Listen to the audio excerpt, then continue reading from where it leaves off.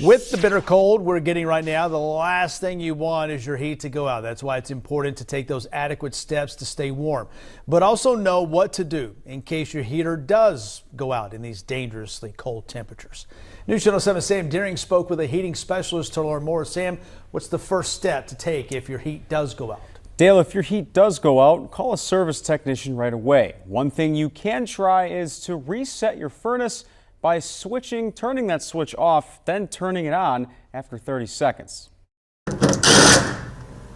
The dangerous cold temperatures are here, so it's important to take the adequate steps to prevent your heat from going out. One thing you can do is check your furnace filter. If your furnace filter is plugged, it's much harder for the furnace to draw air in, so the furnace has to work even harder to heat the air that it is getting. All you gotta do is pull it out.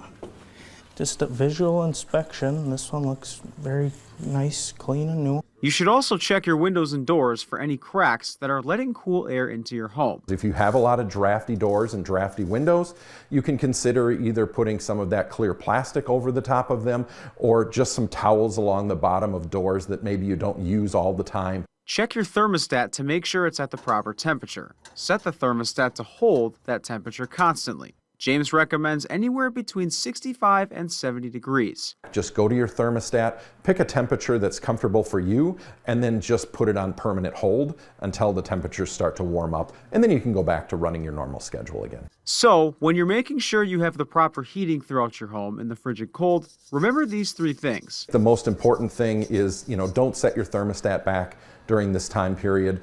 Check your filter and check your vent. Slap it in. Good to go. James says these cold temperatures can really put a lot of strain on your furnace. That's why his crews typically get a lot of calls around this time of year.